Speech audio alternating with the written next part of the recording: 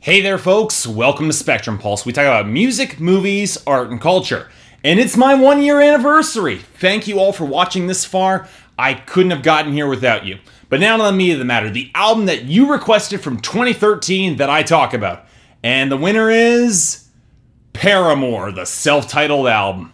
Why not? You know, I don't think anyone should have been surprised by Paramore's career trajectory, or that anyone who knows my style of reviews by now shouldn't be really surprised why I completely passed them by in 2013. You see, Paramore started off in the mid-2000s as a band loosely affiliated with the emo subgenre, with some of the harsher guitars, but it was a band that had its eyes fixed on one particular bandwagon in pop music. That of the pop starlets with attitude, in the vein of Pink and Avril Lavigne or Kelly Clarkson. And considering this was a subgenre that I really did like in the decidedly uncertain pop landscape of the mid-2000s, when I was a teenager, you'd think that I would have jumped on the Paramore bandwagon back then. But no, every single that I'd heard from the band never really impressed me. That first album, All We Know Is Falling, was decent enough for the teenage angst, and Hayley Williams, she was just a born star behind the microphone, but the songwriting did nothing for me whatsoever, lacking the color or description or rawness that always gave Pink or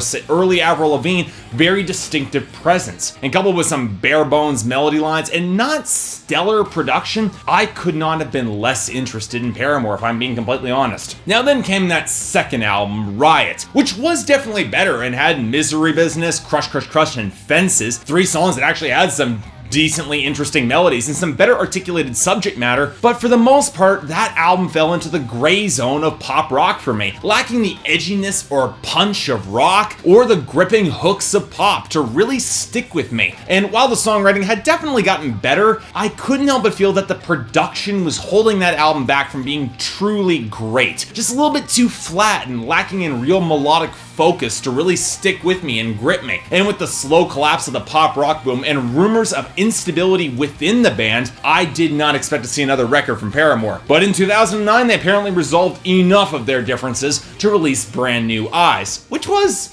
okay and did show a bit of an improvement in the songwriting, but if I'm being honest, it wasn't as catchy or interesting as Riot. And it was this album that brought the only exception to pop radio, which for me just sealed Paramore's new pop direction after pop rock pretty much dropped off the mainstream radar in the late 2000s. And with that shift came a change in the lineup, as the brothers Josh and Zach Farah both left the band in 2011 for reasons that span creative differences, accusations that Hayley Williams is being trumped up as the star over the rest of the band, and even conflicts in religion and faith with the band's content. Either way, it was an entirely different act that released Paramore's self-titled album last year, one of their biggest and probably their most successful and critically acclaimed to date. So now you're all looking for me to answer that big question. Was the album any good?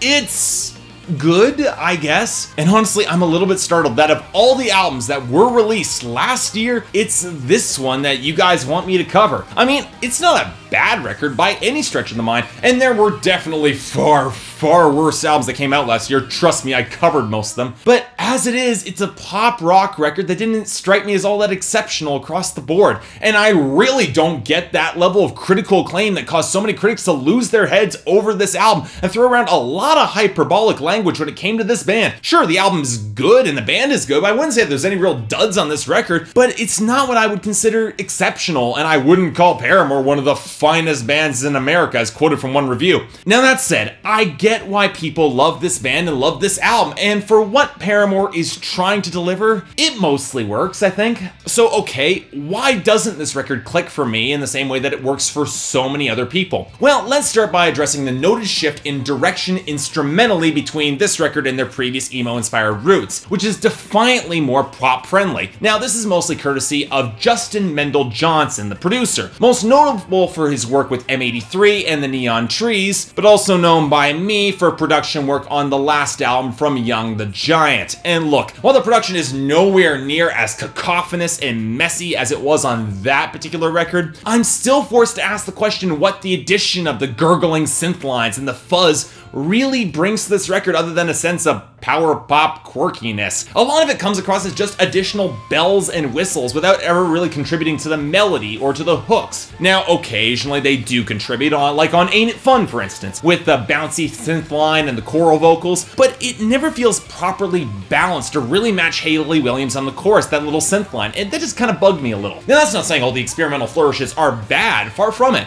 I got the synth balance against the pluckier guitars on Last Hope and Proof, those are well done. I dug the real Spanish guitar transition on One of Those Crazy Girls, and I thought that the stormy, post-punk inspired guitar line of Part 2 easily made it my favorite song on that album. But for the most part, the twinkling pianos and the bubbly electronics, and especially those ukulele interludes, they really strike me as gunning for a very twee sound. It didn't strike me as cohesive with the down-tuned guitars that were gunning for a little bit more heavy snarl. In fact, if we're gonna look for a component of the instrumentation that irked me the most, it'd probably be in the guitar tuning and their tone, which is probably be absolutely fine if the band were going for some rougher, choppier, fast-paced riffs, but the choice to gun for more melodic pop music means that the down tuning and heavier fuzz doesn't exactly accentuate the melodic progressions, which leaves several songs lacking a firm foundation for me melodically. And what's even worse is that you can tell that the rough edges on those guitars are pushed back a little bit further in the mix behind the synth melodies and the drums, and considering the guitars are often carrying the melody of the song, as I said, this can get exasperating, at least for me. But you know what, saying that, I do get what Paramore was going for. They were looking to move more towards pop and yet preserve some of their characteristic heaviness. I can appreciate that, and I will give Hayley Williams a certain amount of credit that she's a versatile enough performer to back this dichotomy up. Now, do I prefer her harsher, more mature sounding rock vocals?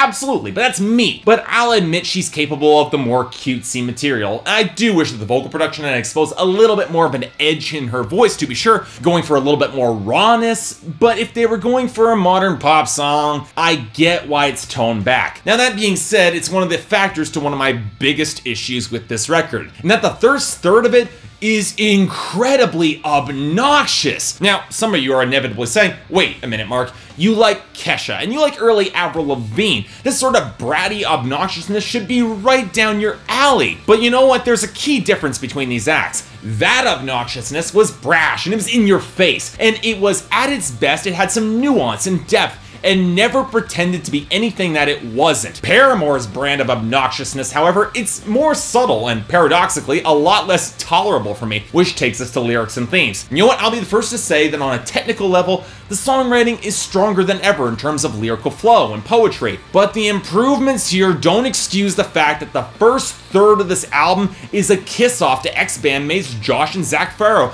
that really doesn't ring as having a lot of taste behind it, especially when there's a real smugness to the presentation that the bratty lyrics that really hits a sour point for me. If we're looking for a real low point on this record, it'd be right at the beginning, with Now featuring a real stuttered chorus that gets incredibly annoying to me, and then Grow Up, a kiss-off track where Hayley Williams tries to flaunt her newfound maturity and completely misses the point that this record has some of the most simplistic and juvenile and borderline naive songs in its presentation yet. Hell, the next two songs on this record are a hyper-earnest earning track called Daydreaming and an interlude where she sings about moving on from all those negative people.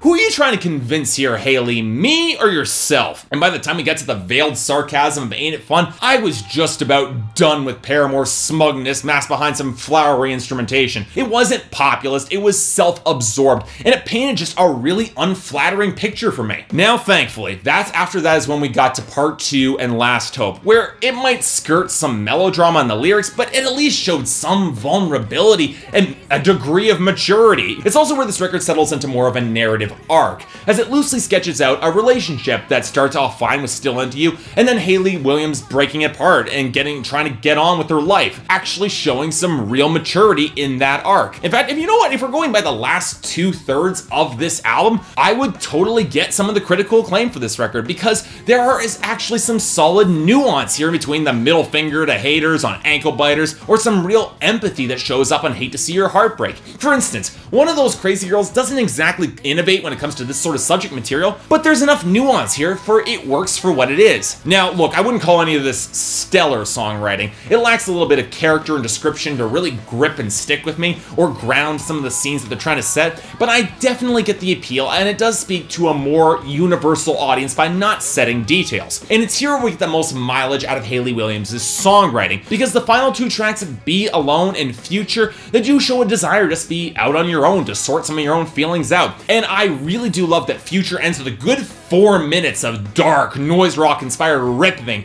and haze with a thick, ominous bass line, showing just how intimidating that next step towards the future can really be. So you know what, in the end, I guess I mostly like Paramore's self-titled record, but more importantly, I understand it, and I understand why people like it too. I get the appeal of rougher production, yet just enough of a pop edge to be able to draw people in. And I get the appeal of songwriting that might lack a little bit of description, yet have a certain universality behind it to which some people, hell, a lot of people can really relate. And while Hayley Williams might be pretty far down on the totem pole of rock girls that I like or can take all that seriously, she's a versatile enough performer to anchor this album, and her songwriting is only getting better as time passes. Now, there are production and songwriting issues and stuff with the instrumentation and the melody that prevent me from really ever embracing this self-titled album. And as I said, the first third of this record is really hard for me to like. But as a whole, Paramore mostly works, and it does clear enough of the way for the band going forward. So in the end, it's a 6 out of 10 from me, but definitely a recommendation if you're into this sort of material. As for me, I can see good things for Paramore coming up in the future.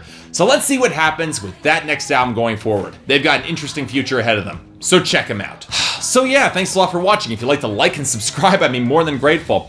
Thanks a lot for sticking with me throughout this past year. I know the anniversary is technically last night, but I ran into so many issues getting this video up that I had to put it up today anyways. But I know you guys are all patient with me, and as having gone over 3850 subscribers, that's just incredible to me. I never would have expected that anybody would have liked this as much as they did. So, you know what? Cheers to you guys. I really do appreciate that. So until then, I'm Mark. You're watching Spectrum Pulse. Thanks for a great year, and I'll see you next time.